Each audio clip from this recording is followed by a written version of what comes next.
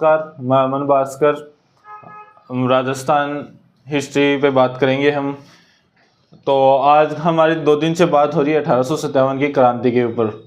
हमने कल भी पढ़ा था कि भाई नीमच में क्रांति हुई, नसीराबाद में हुई, एरिनपुरा में हुई, देवली में प्रत्यक्ष रूप से हुई। एरिनपुरा का ही आवा की क्रांति से संबंध है, वहाँ पे कोई अलग से नहीं हुई थी, क्योंकि ये दोनों मिलके की थी। एरिनपुरा और जोधपुर की जो आवा के कुशाल सिंह चंपावत थे, उन्होंने साथ मिलके ये किया था। और वहाँ पे तो अप्रत्यक्ष रूप से राजा के खिलाफ वो बगावत थी पहले, कुशाल सिंह चंपावत की। फिर एरिनपुरा के जो सैनिक उनसे मिले थे, तो ये अंग्रेज़ों के खिलाफ भी हो गई थी। तो ये दोनों ताकतों के साथ उनका विद्रोह माना जाता है। पहले हालांकि एक ही था, फिर हमने बात की थी कि लास्ट युद्ध पहला बिथोड़ा था उनका 8 सितंबर को, दूसरा था चंपारण वो काला गोरा का युद्ध, वो 18 सितंबर को हुआ था 1857 को। तीसरा हमने पढ़ा आउवा का युद्ध 20 जनवरी 1858 को। होम्स उसका नेतृत्व करता है और जोधपुर की सेना का हंसराज जोशी करता है। लास्ट में इतनी बात हुई थी कुशाल सिंह 4 दिन बाद में उसको समझ में आ गया थी, 23 को शाम को उसे समझ में आ जाती है कि इतनी बड़ी सेना का मैं मुकाबला अकेला नहीं कर सकता। तो उसने पृथ्वी सिंह लांबिया, जो लांबिया का पृथ्वी सिंह था, उसको वहाँ पे सौंप के और खुद सहायता लेने के लिए मेवाड़ चला जाता है। मेवाड़ के पहले तो जाता है जोध सिंह, कोठारिया के जोध सिंह के पास, दूसरा बाद में जाता है सलूम्बर के केसरी सिंह के पास। और पीछे से अंग्रेज होम्स ने उस आवा के किले पे अधिकार कर लिया था, सब वीरगति को प्राप्त हुए थे। फिर थोड़े टाइम बाद में जब अंग्रेज कुशाल सिंह को नहीं पकड़ पाए थे, लास्ट में उन्होंने ये 57 में उसने विद्रोह किया था और आवा का 1858 में युद्ध हुआ था। फिर भी वो नहीं हाथ आया, तो फिर लास्ट में उसको भी समझ में आ गया था कि अब ज़्यादा छुपने से कोई फ़ायदा है नहीं कुशाल सिंह को, तो उसने आत्मसमर्पण कर दिया नीमच में। 8 अगस्त 1860 को उसने आत्मसमर्पण किया था नीमच के अंदर। तो अंग्रेज़ों ने बोला कि आप कौन, तो बोला कि कुशाल सिंह चंपावत। तो उसको बाद में बोले कि फांसी पे लगाएंगे, क्योंकि उनको जाहिर सा यही था कि भाई जो अंग्रेज़ों के खिलाफ थे उनको ये तो मृत्युदंड दिया जाता था, लगभग फांसी दी जाती थी। तो बोले कि कुशाल सिंह के साथ भी यही किया जाए, मगर कुशाल सिंह ने उसका विरोध किया कि भाई मेरे को क्यों। तो बोले कि आप अंग्रेज़ों के खिलाफ बगावत कर रहे थे, विद्रोह किया था। तो फिर कुशाल सिंह का कहना था कि भाई मैंने तो राजा तख्त सिंह के खिलाफ किया था, आपके खिलाफ तो मेरा कोई विद्रोह नहीं था। हालांकि उसने अंग्रेज़ों को मारा भी, पिए जो था जोधपुर का मैकमोहन, उसका किले पे सर काट के किले पे टांग दिया था। फिर भी उसने यही बोला कि भाई मैं तो उसके खिलाफ था। और तो फिर कोई अंग्रेज़ उसने पूछ लिया कि भाई आपने एरिनपुरा के जो सैनिक थे उनका नेतृत्व क्यों किया। बोले ये गलत है कि मैंने उनका नेतृत्व किया था, वो ज़बरदस्ती मेरे को नेतृत्व प्रदान किया था उस छावनी का, जो विद्रोही सैनिक थे उनके ज़बरदस्ती किया था। ऐसे करके बात चली। तो फिर अंग्रेज़ों ने उसके ऊपर एक टेलर आयोग बिठाया गया। टेलर आयोग ने उसे निर्दोष साबित किया गया कि भाई ना ये निर्दोष है कुशाल सिंह। तो ऐसे उसने अंग्रेज़ों को बढ़िया वाली चिगम दी थी, वो मीठी गोली दे के अलग कर दिया। तो उसकी बात यहीं ख़त्म होती है। फिर 1864 में हालांकि वो जोधपुर जाने की कोशिश करता है, तो वहाँ पे जो जोधपुर का शासक था तख्त सिंह, उसने बोला कि मैं गिरफ्तार करूंगा, मगर अंग्रेज़ों का उसका सपोर्ट था, क्योंकि उसने अंग्रेज़ों को इतना अपनी तरफ कर लिया था कि अंग्रेज़ बोल रहे थे कि ये तो निर्दोष है और इसकी कोई गलती नहीं है, आप इसको हाथ नहीं लगा सकते। तो भाई जोधपुर का राजा भी उसके खिलाफ कुछ नहीं कर सकता। फिर अंग्रेज़ों ने कुशाल सिंह को समझाया भी कि भाई आप नहीं जाओ तो बेहतर ही होगा, क्योंकि आप दोनों में झड़प होगी, फिर से तनाव पैदा होगा, हम कहाँ पे आपका समझौता कराएंगे। तो फिर उन्होंने भी यही सोचा कि भाई ठीक है, इतना ही टाइम बचा है अपने पास, क्योंकि वो काफ़ी वृद्ध भी हो चुके थे उस टाइम तक। तो उन्होंने 1864 में उनकी मृत्यु हो गई। कहाँ पे? उदयपुर में। उदयपुर में वहाँ पे मृत्यु हो गई। तो यहाँ पे कुशाल सिंह चंपावत की तो कहानी पूरी होती है। हमने वहाँ पे बात की थी कि भाई कुशाल सिंह के साथी और भी थे जो अन्य सामंत थे, जैसे पृथ्वी सिंह था लांबिया का, शिवनाथ था आसोपा का। ये शिवनाथ जो था, शिवनाथ सिंह कहाँ का था ये, आसोपा।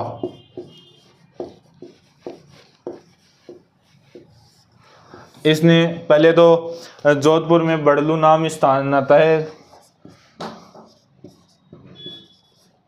बड़लू में जोधपुर में ये स्थान पड़ता है। जो जोधपुर का शासक था तख्त सिंह, तख्त सिंह के खिलाफ इसने यहाँ पे 34-35 दिनों तक इसका मुकाबला संघर्ष करता है। अकेला इस तख्त सिंह का काफ़ी विरोध संघर्ष करता है। फिर जब काला गोरा का युद्ध हुआ था 18 सितंबर 1857 को, फिर अंग्रेज़ों की हिम्मत नहीं हुई थी कि हवा की तरफ आंख उठा के देख लें, क्योंकि वहाँ पे उनका काफ़ी नुकसान भी हुआ। एक पीए को भी उन्होंने खो दिया था, अंग्रेज़ों ने अपने पीए को भी खो दिया था।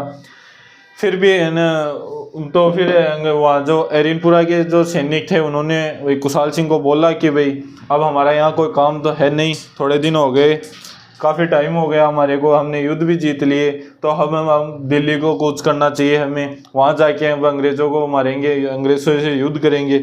तो कुशाल सिंह ने बोला कि भाई आपने हमारा साथ दिया तो हमारा भी कर्तव्य बनता है कि हम भी आपका साथ दें। तो उसने शिवनाथ सिंह को बोला कि भाई तू इनके नेतृत्व कर और इन्हें दिल्ली तक ले जा, दिल्ली तक इनका नेतृत्व कर और जो हो सके वो कर इनके लिए। तो ये यहाँ से चलते हैं। फिर जो दिल्ली की तरफ ये सेना लेके जा रहा था तो अपना नारनौल आता है।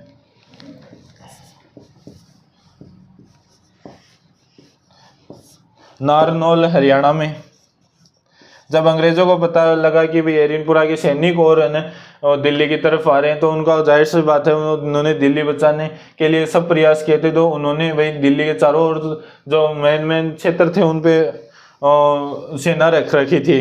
तो उन्होंने नारनौल पे उन शिवनाथ का मुकाबला होता है अंग्रेज़ों से, और अंग्रेज़ों का नेतृत्व करता है रोडार्ड, और ये बाद में शिवनाथ रोडार्ड से हार का सामना करता है। फिर अंग्रेज़ों भी वो जो एरिनपुरा के सैनिक थे वो तो इधर उधर हो गए, क्योंकि जाहिर सी बात है कि जो छावनियाँ थी हमारे यहाँ उनमें लगभग सैनिक हमारे राजस्थान के नहीं थे, ये सब बाहर से आए हुए थे, तो वो उधर की ओर निकल गए। फिर शिवनाथ से भी बच के वहाँ से निकल जाता है और फिर जोधपुर आ जाता है। तो यहाँ पे हम आवा की क्रांति होती है समाप्त।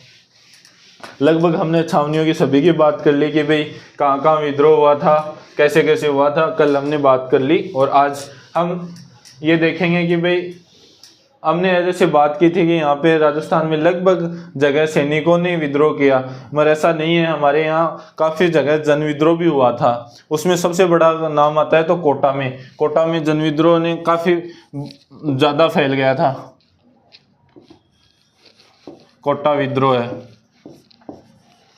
तो यहाँ पे कोई छावनी नहीं थी, कोई नहीं था यहाँ पे, जो जनता ने यहाँ पे बगावत कर दी थी। और वो तारीख आती है 15 अक्टूबर 1857 को जनता ने यहाँ पे बगावत कर दी और विद्रोह पर उतर आई।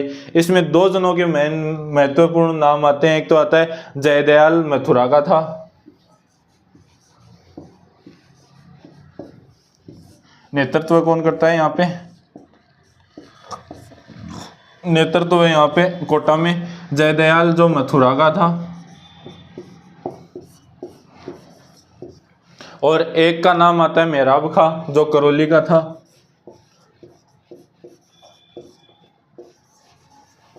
और मेहराब खां कहाँ का था, करौली का था। तो एक ये भी बात सुनना कि जो जयदयाल था ये वकील था। वकील कौन होता था कि भाई आज भी हम देखते हैं वकील क्या है कि जज की बात हम तक पहुंचाता है, हमारी बात जज तक पहुंचाता है, तो मीडिएटर का काम करता था। तो वैसे ही जब अंग्रेज यहाँ पे आए तो उन्होंने भाई गवर्नर जनरल के नीचे एक एजीजी नियुक्त किया जो ऑल राजस्थान में होता था।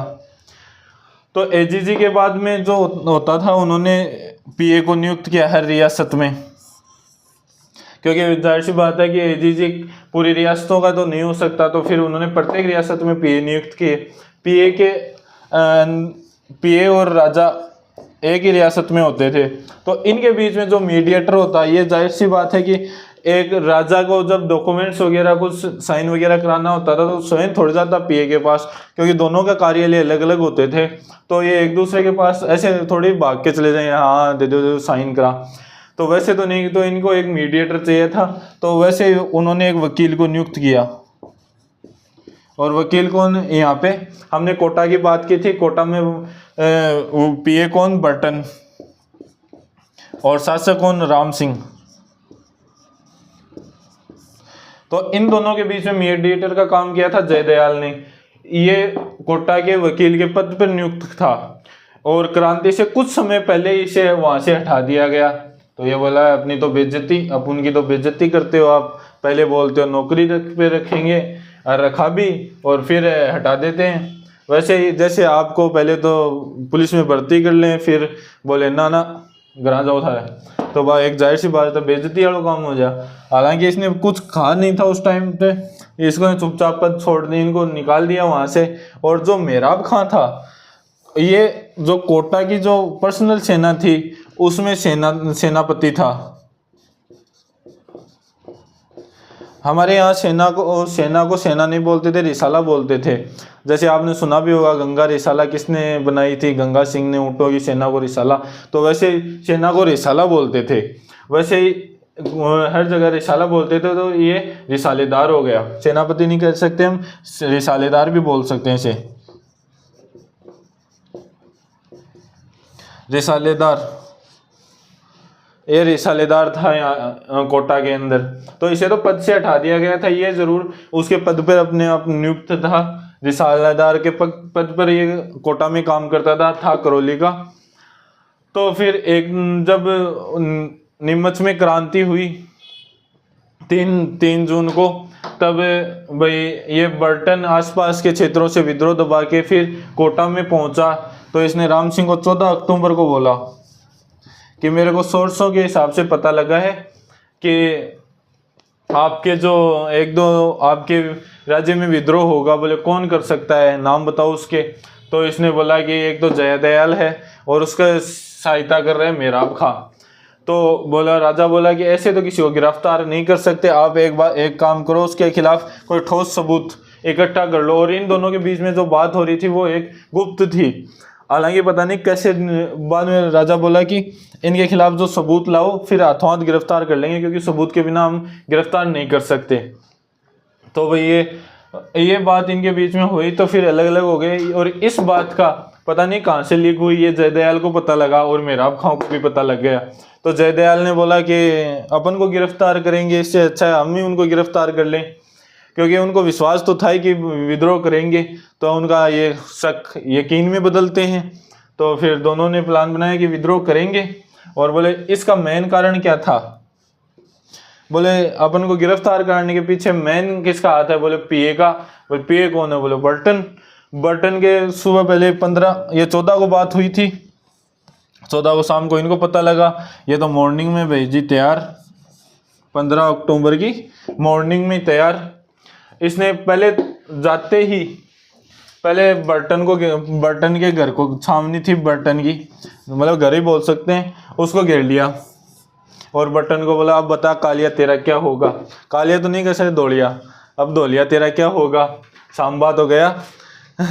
तो फिर बर्टन को घेर लिया चारों तरफ से।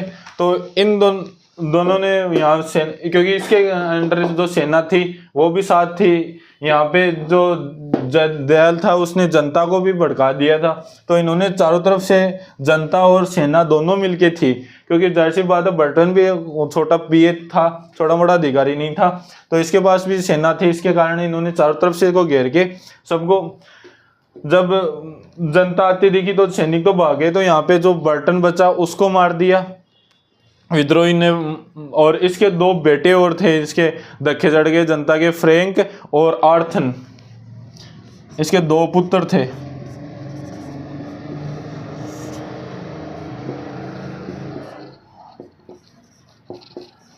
फ्रैंक और आर्थन, तो इन दोनों को भी सल्टा देते हैं, खत्म। बर्टन को भी खत्म। और एक डॉक्टर था यहाँ पे, 2 डॉक्टर थे, एक तो डॉक्टर शेडलर, शेडा का शेडा कर दियो, शेडलर को भी खत्म। शेडलर को भी खत्म। और दूसरा डॉक्टर था कोलन, कोलन को भी खत्म। 5 तो ये हो गए। और एक जो, जब राजा को पता लगा कि भाई बर्टन के घर को तो घेर लिया, बर्टन को उखाड़ रहे हैं कोर्ट से, तो इसको राजा को जैसे पता लगा तो इसने एक अपना प्रतिनिधित्व भेजा देवीलाल कि यार जाओ उनको कि देवीलाल को बोला कि जा यार उनको जयदयाल और मेहराब खां को समझा कि ऐसा ना करें। हालांकि उनको इसने इसको भेजा तो फिर इन्होंने इसको ही सल्टा दिया, बायडा को भी काम खत्म। तो यहाँ पे के राजा का प्रतिनिधित्व था देवीलाल, और जो बर्टन था उसके 2 पुत्र फ्रैंक और आर्थन, और डॉक्टर शेडलर और कोलन, कोलन की भी कोलन बंदी और शेडलर का भी शेडा खत्म। तो इनका काम यहीं खत्म, तो इनको यहीं ख़त्म कर दिया गया। और जो फिर ये बोले कि अच्छा, बोले ये देवीलाल किसकी तरफ से है? बोले राजा की तरफ से। तो बोले ठीक है, राजा का भी काम करते हैं। तो इन्होंने राजा को बंदी बना लिया।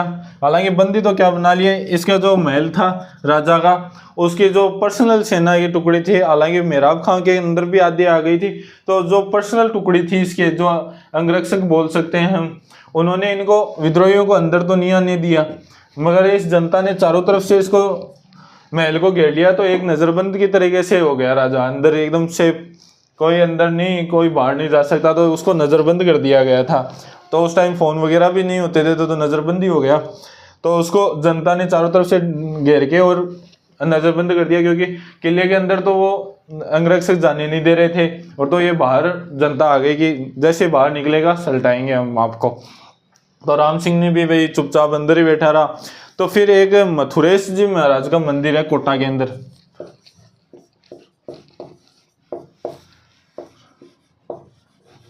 मथुरेश जी का मंदिर है, ये कृष्ण भगवान का था। इसके एक महंत थे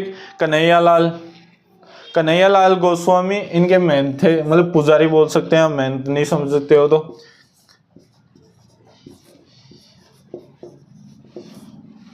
कन्हैयालाल गोस्वामी,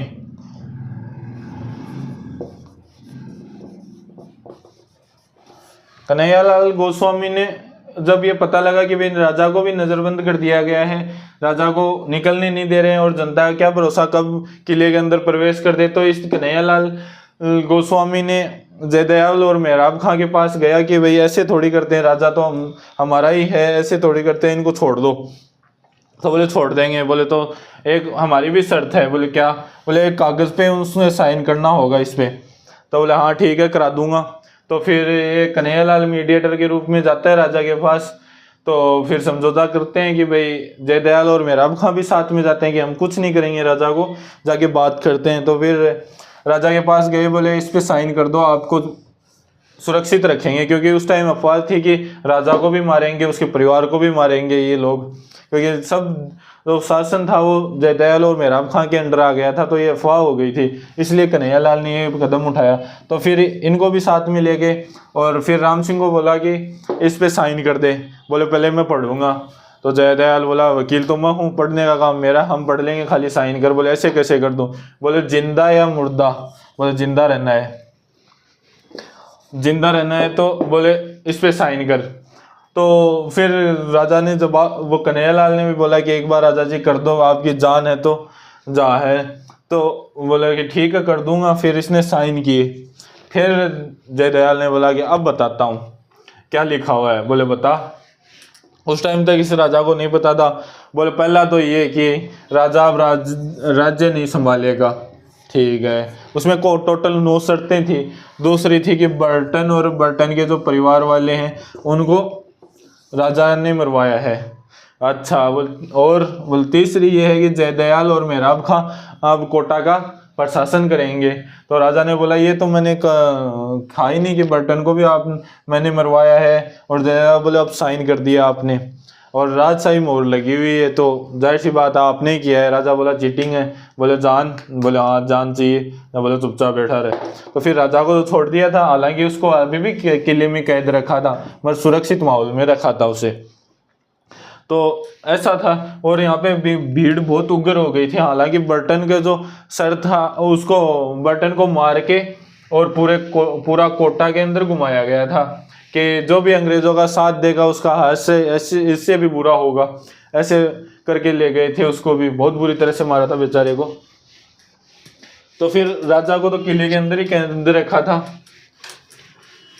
और यहाँ पे जनता का जो शासन था वो काफी लंबे समय तक भी चला था। और जो बाद में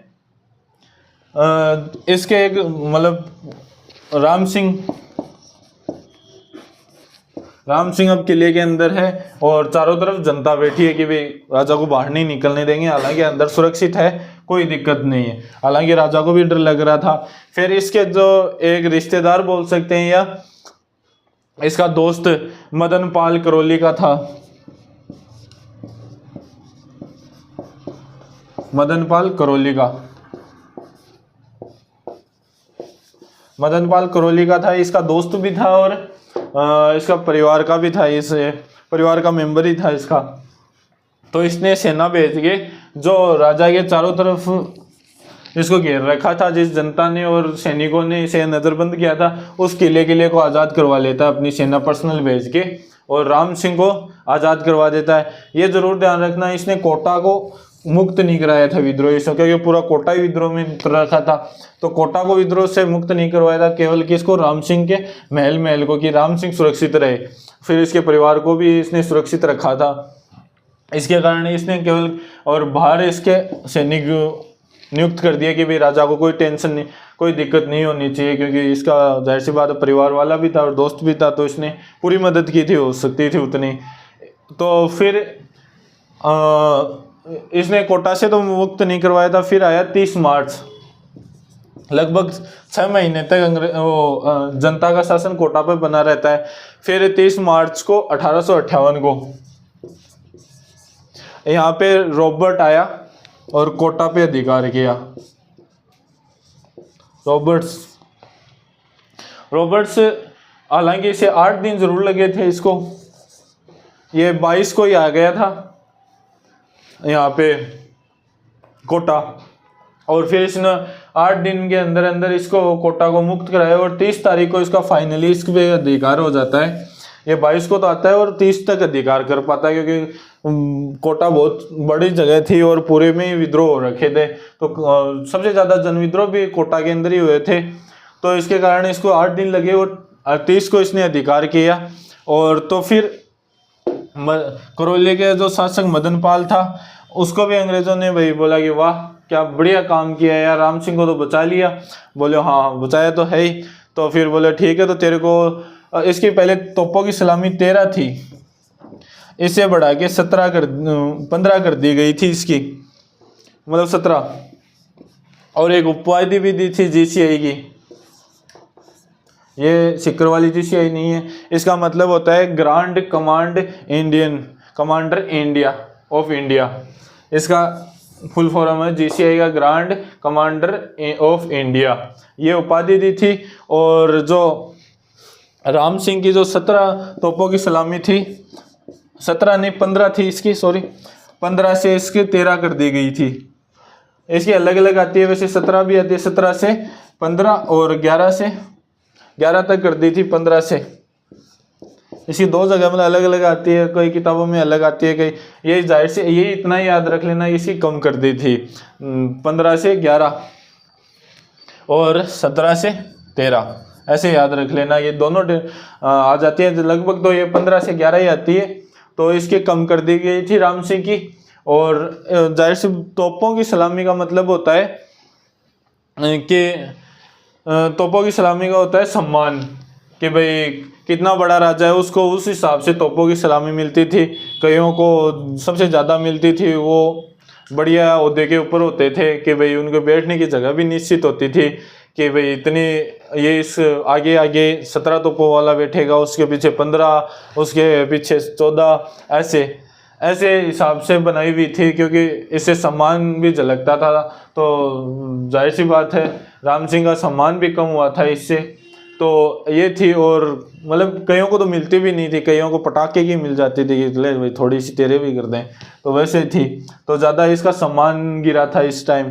और फिर इसके लिए एक रॉबर्ट आयोग का गठन किया गया इस रॉबर्ट की अध्यक्षता में कि भाई राम सिंह के बारे में पता करो। कि राम सिंह को जब ये पता लगा कि भाई बर्टन वो जब जयदयाल और मेहराब खां वाला 9 शर्तों वाला जब इसके हाथ लग इन अंग्रेज़ों के हाथ लगा, तो फिर बोले कि आप अंग्रेज़ों वो जनता के साथ थे जयदयाल और मेहराब खां के। तो बोला साहब मेरे को तो गलती से करा लिया गया साइन, मैं वाकई उनके साथ नहीं था, मैंने तो पूरी बोले आपने ठीक है, बोले आपके निर्दोष के लिए मतलब आयोग गठित करेंगे। रॉबर्ट आयोग का गठन किया गया, इस पे कार्रवाई हुई, फिर इसको लास्ट में निर्दोष साबित कर दिया गया। हालांकि इसकी तोपों की सलामी जरूर कम की गई थी, तो ये लास्ट में निर्दोष साबित हुआ, क्योंकि तोपों की सलामी तो इसलिए कम की गई थी कि आपने हमारे जो पीए था उसको बचाया नहीं था, इसके कारण आपकी तोपों की सलामी कम करते हैं। और जयदयाल और मेहराब खां को फांसी दे दी गई थी।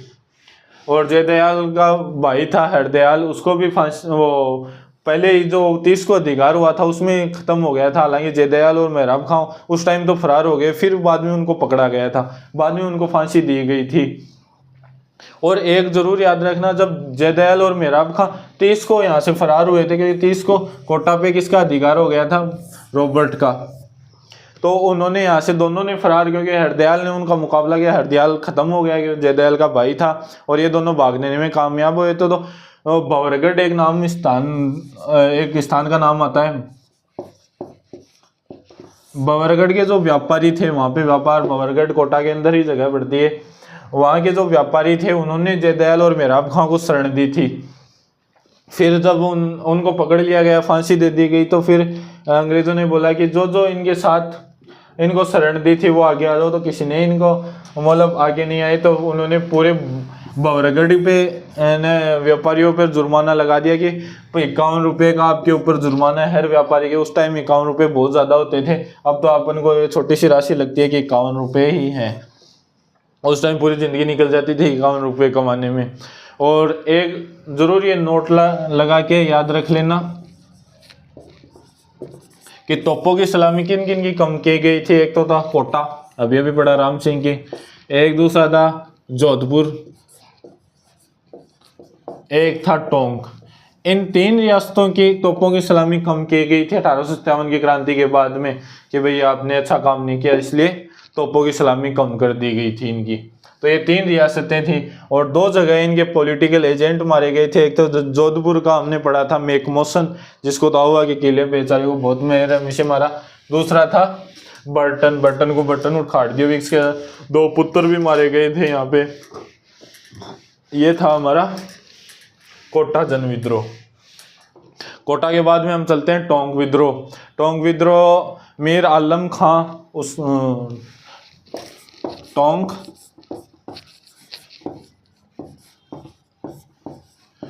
विद्रोह का नेतृत्व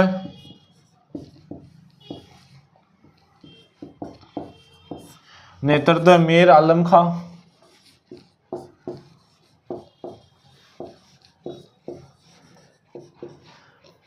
टोंक विद्रोह का मीर आलम खां और वह मोइनुद्दीन था। दूसरा था मोइनुद्दीन। पहला कौन सा, मीर आलम खां, और दूसरा मोइनुद्दीन। और मोइनुद्दीन जो था वो फलूदी का था, फलूदी का एक जागीरदार था, फलूदी का जागीरदार था मोइनुद्दीन। तो उसने, और मीर आलम जो था वो वजीरुद्दौला। अब आप ये पूछोगे वजीरुद्दौला कौन था, तो हमने पहले भी बात की थी, यहाँ के शासक कौन था टोंक का, तो वजीरुद्दौला था।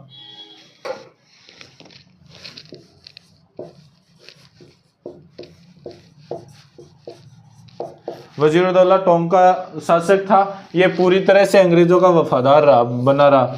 और मगर इसके मामा मीर आलम खां और मोइनुद्दीन जो फलूदी का था, वो टोंक में जगह पड़ती है, उन्होंने यहाँ पे विद्रोह का नेतृत्व किया था।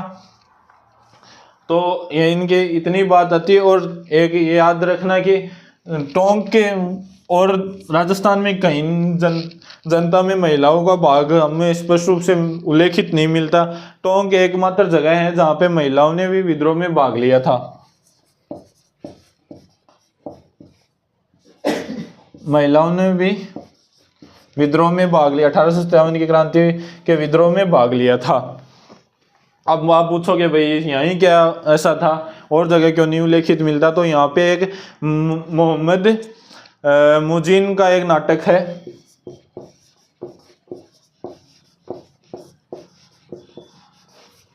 मोहम्मद मुजीन का नाटक था आजमाइश। आजमाइश में इसका उल्लेख मिलता है कि महिलाओं ने भी यहाँ पे भाग लिया था।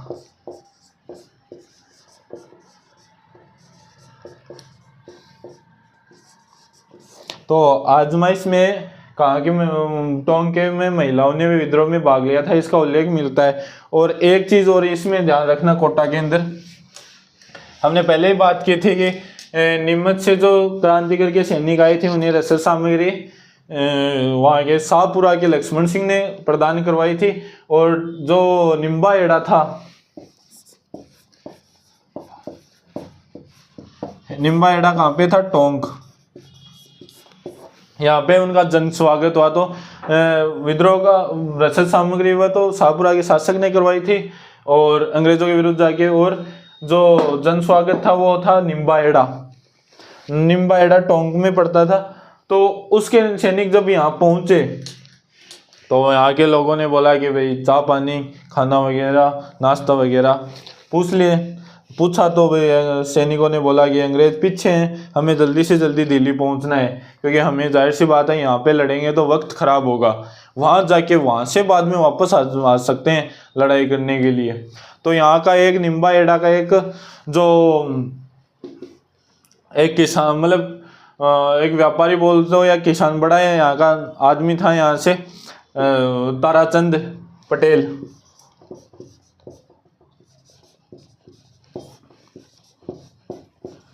ताराचंद पटेल ने बोला बेझिझक आप यहाँ से पे रुको, आराम से रेस्ट करो, फिर आराम से फुर्ती से आगे जाना। बोले तो अंग्रेजों से मुकाबला होगा यहाँ पे, तो बोले उसकी टेंशन मत करो, उसका हम इंतजाम कर देंगे। तो ताराचंद पटेल जो था वो नीमच के जो सैनिक थे, नीमच के सैनिक के पीछे लग रहा था अंग्रेज अधिकारी जैक्सन। ये माइकल जैक्सन नहीं है, जैक्सन है। तो बोले कि वो जैक्सन हमारे पीछे आ रहा, ये काफ़ी स्पीड से भी आ रहा था कि भाई यहीं दबा ले इनको, दिल्ली जाने ही ना दें। तो फिर ताराचंद ने बोला नहीं कोई दिक्कत नहीं। फिर ताराचंद और इसका मुकाबला होता है जैक्सन, क्योंकि इन्होंने नीमच वालों को आगे भेज दिया और जैक्सन को यहीं डांस करवा लिया कि यहीं रुक। फिर मुकाबला भी अच्छा हुआ निम्बा एड़ा में। काफ़ी संघर्ष के बाद में ताराचंद हार मान लेता है। फिर जैक्सन ने इसे पकड़ के और फांसी दे दी गई थी वहीं निम्बा एड़ा में। तो इस ताराचंद का भी काम खत्म। तो ये भी टोंक में आ जाता है। तो ये भी एक छोटी सी याद रख लेना कि नीमच के जो सैनिक थे वहाँ निम्बा एड़ा में उनका जन स्वागत किया गया, और उनके पीछे जो जैक्सन अंग्रेज अधिकारी लग रहा था उसको रोकने का काम किसने किया? ताराचंद पटेल के नेतृत्व में। तो इनका एक युद्ध होता है, फिर लास्ट में ताराचंद पटेल को फांसी दे दी गई थी। ऐसे थे हमारे शासक, जैसे शाहपुरा के लक्ष्मण सिंह ने उसको रसद सामग्री उपलब्ध कराई। फिर अंग्रेजों ने पूछा तो अंग्रेजों को बावड़ा बना दिया कि भाई हमने तो ऐसा कुछ किया ही नहीं था। तो ऐसे हमारे बहुत से शासक थे। अब हमें ऐसे लगता होगा कि भाई शासक तो अंग्रेजों के वफादार थे, मगर अप्रत्यक्ष रूप से अब जैसे जैसे शोध हो रहा है तो पता चलता है कि ये शासक अप्रत्यक्ष रूप से जो क्रांतिकारियों के समर्थक थे। जैसे जैसे बूंदी का शासक था राम सिंह, हमने जैसे 3 जगह राम सिंह पढ़े थे, एक जयपुर में, एक बूंदी में, एक कोटा में। तो ये तो सेकंड हो गए दोनों, जयपुर और कोटा में। और जो बूंदी का राम सिंह था तो यहाँ पे क्रांतिकारी गए, विद्रोह हो गया था थोड़ा बहुत, बूंदी में ऐसे आसपास के क्षेत्रों से आ गए थे। तो फिर शासक को घेरने लगे। तो शासक बाहर निकल के बोला हाँ भाई क्या चाहिए? बोले हम विद्रोह कर रहे हैं। बोले करो तो किसने मना किया है? तो बोले आप मदद करो तो हमारी। बोले देखो मैंने अंग्रेज सौगन दिवा रखी कि बाप की सौगन ला गए तन जय बाग सागा गए हो तो जना। बोले तो फिर मदद कौन करोगा? अरे बोले मैं कौन कर सकूँ, बोले थे मेरे तो कर ही सको, बोले मतलब बोले वो एक खजानो है मेरो। हाँ बोले है, बोले बीजा मैं राखूँ ठीक जाओ गेलो ओ है इजा खजानो मिल जैसे जना। बोले बीजा थारा सैनिक कौन ला देंगे, थे कौन देख सोगे, थान बानो सैनिक पूछ वो अंग्रेज पूछेंगे ना के बोलोगा, जा बोलो ए आल्यो मैं तो मुंडो फेर लियो अब गला की, बोले जार लूट लियो मैं तो खजूंगा सुत्ते हो जगो रात में चोरी लेकर लेगा। एन का सैन्य अपना राजा था। जैसे ये भी उक्त है पर्सन की कोटा में जो जनविद्रोह हुआ था उसमें राम सिंह को क्यों नहीं मारा, बर्टन और उनको सबको मार दिया गया था, इतने अंग्रेजों को मार दिया, उसके प्रतिनिधित्व देवीलाल को भी मार दिया गया था, और जो राजा था उसको ऐसे ही छोड़ दिया गया, जब पेपरों पे भी साइन करवा लिए गए। पर फिर भी ऐसे लगता है कि प्रत्यक्ष रूप से राजा का भी हाथ था, क्योंकि सहानुभूति थी कि भाई कोई ना अपना ही थोड़ा टेढ़ो है मगर मेरो है भाई, तो भाई जनता में भाई राजा मोरी की भाई कोई ना है हमारा ही लोग ही, तो आगे सहायता। वैसे ही उसने भी थोड़ा थोड़ा सहयोग किया था कि वह प्रत्यक्ष रूप से कोटा के जो जनविद्रोह था उसमें राजा का भी थोड़ा थोड़ा हाथ था। फिर हम पढ़ेंगे धौलपुर का जनविद्रोह, धौलपुर का विद्रोह।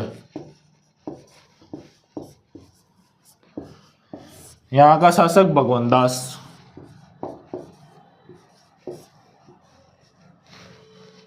यहाँ का भगवंत सिंह सॉरी दास नहीं था वो, भगवंत सिंह यहाँ का शासक था। और एक चीज याद रखना कि धौलपुर में लगभग विद्रोही भी बाहर से थे,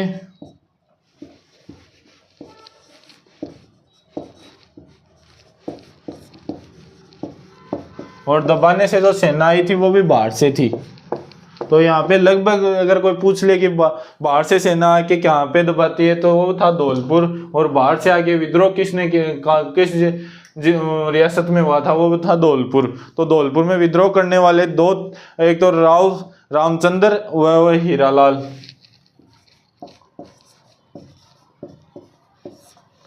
रामचंद्र व हीरालाल एक ग्वालियर साइड से आए थे और इन्होंने धौलपुर में विद्रोह किया था, तो यहाँ वालों ने भी एक दो ने सहयोग कर दिया। फिर राजा को जैसे पता लगा कि आ रहे हैं, तो इनका एक पटियाला का जो शासक था वो इनका परिचित था, इसने मैसेज किया उनको कि भाई सेना भेज, मदद कर, मदद मेरे भी तेरे पर कोई मुसीबत आएगी तो मैं भी सहायता करूँगा। वो भी समझो कि तू क्या करेगा, तेरे में खुद की को नहीं हो रही।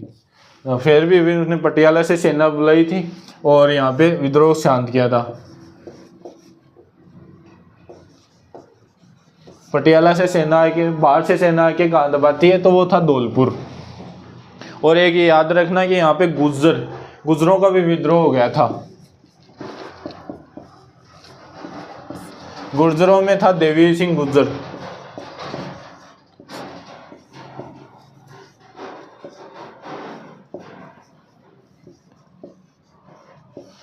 यहाँ पे देवी सिंह देवा मतलब देवी सिंह या देवा गुर्जर दो नाम आते हैं, देवा ही याद रख लेना आप। देवा गुर्जर था,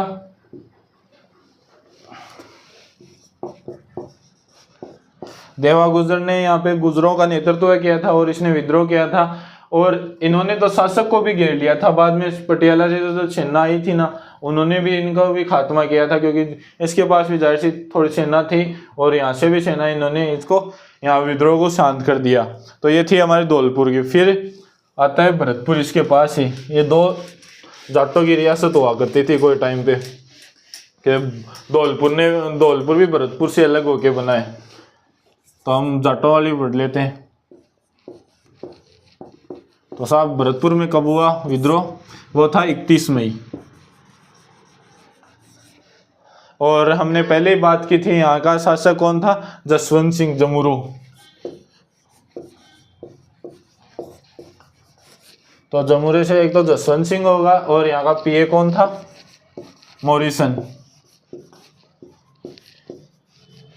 हमने पहले वाली क्लास में ये डिस्कशन किया था कि यहाँ पे शासक तो जो था वो था जसवंत सिंह, और जो पॉलिटिकल एजेंट था पीए वो था ये मॉरिसन। तो जसवंत सिंह ने बोला भाई साहब दूसरों के लो पकड़ लियो, आपनों थारी सुरक्षा को नहीं होगी, बाद में आके रोगा कि साहब बचा लियो। तो बोला तो फिर मैं गड़ी जाऊँ, पीए बोले मैं गड़ी जाऊँ। तो बोले अब मैं देखो सुरक्षा कौन कर सकूँ, थारी कोई बड़ी जगह है बिना चले जाओ। तो यहाँ पास में पड़ती थी आगरा, ये आगरा भाग गया था। तो कोई पूछे अगर किस ने पॉलिटिकल एजेंट ने अपनी रियासत छोड़ दी थी, तो वो था मॉरिसन। और किसके कहने पे, तो था जसवंत सिंह, क्योंकि यहाँ पे भी विद्रोह बढ़ गया था। तो उसने सोचा कि इसको मार देंगे तो इस मिनक की जान बचाई जाए, तो इसे सलाह मशुरा करके इसे आगरा भेज दिया गया था। तो यहाँ पे और एक और चीज याद रखना, यहाँ पे जो भरतपुर था इसमें सांप्रदायिक दंगे हो गए थे। इसमें मतलब वहाँ की जो गुर्जर और मेव थे, वह मेवों ने यहाँ पे विद्रोह किया था। इन दोनों ने मिल अलग अलग विद्रोह किया था, बाद में मिल भी गए थे। तो गुर्जर और मेव कहाँ पे विद्रोह करते थे, वो था भरतपुर। और किस पॉलिटिकल एजेंट ने अपनी रियासत छोड़ दी थी, वो मॉरिसन, किसके कहने पर, जसवंत सिंह। तो ये था हमारा भरतपुर पूरा हुआ। फिर हम आगे बात करते हैं।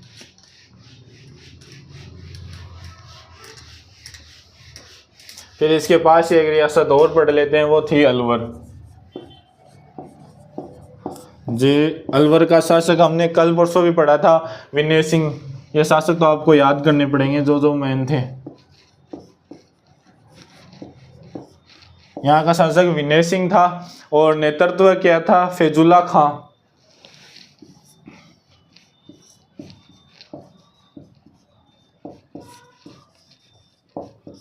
फैजुल्ला खां ने यहाँ पे नेतृत्व किया था। और अब फैजुल्ला खां इसका दीवान ही था वैसे। तो इनके कोई बात पे झड़प हो गई थी, ये बताते हैं कि झड़प हो गई थी। तो फैजुल्ला खां ने यहाँ पे मतलब कोई बात को लेके मनमुटाव हुआ था, तो फैजुल्ला खां ने यहाँ पे विद्रोह कर दिया था। तो इसमें भी देख लो, राजा कौन, विनय सिंह, दीवान फैजुल्ला खां। तो इन अप्रत्यक्ष रूप से हमारे राजाओं का कोई नहीं साथ मिल लेता है क्रांतियों के साथ, क्रांतिकारियों के। और कहने को ये थे कि हम आपके प्रति वफादार हैं। तो अलवर में शासक विनय सिंह, नेतृत्व करता फैजुल्ला खां। फिर आ जाता है जयपुर, एक बड़ी और रियासत जो थी जयपुर। जयपुर का शासक हमने अभी भी बात की है, राम सिंह सेकंड। और पीए कौन था यहाँ पे, ईडन। वही जयपुर वाली सी बात, ईडन आके बोला कि राम सिंह जी आपके क्षेत्र में विद्रोह होगा। तो राम सिंह ने बोला कि कौन करता है इतनी गुस्ताखी, बताओ हमें उनके नाम। तो इसमें 2-3 के नाम आते हैं। एक तो जैसे सादुल्ला खां, विलायत खां,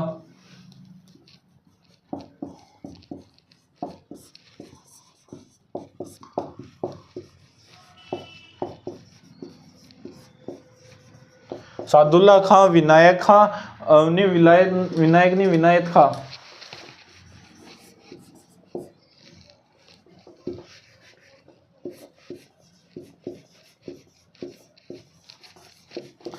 सादुल्ला खां, विनायत खां और एक और का नाम लेता है उस्मान।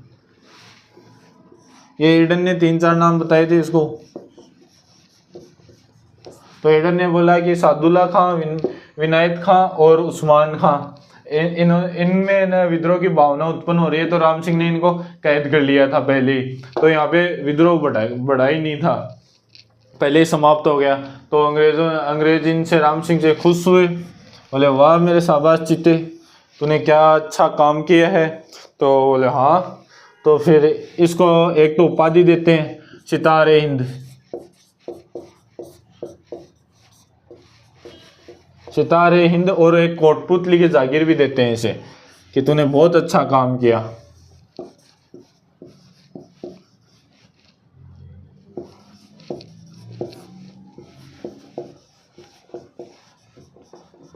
तो हमने दो को उपाधि देते हुए पढ़ लिया। एक तो राम सिंह सेकंड को, जिसको सितारे हिंद। एक करौली का शासक हमने अभी भी पहले पढ़ा है, करौली का मदन पाल, जिसे जीसीआई की उपाधि दी थी। तो ये 2 तो हमने पढ़ लिए और एक हम आगे भी पढ़ेंगे।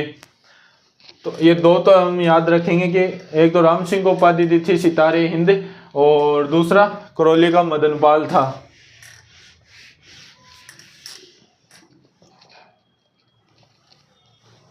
और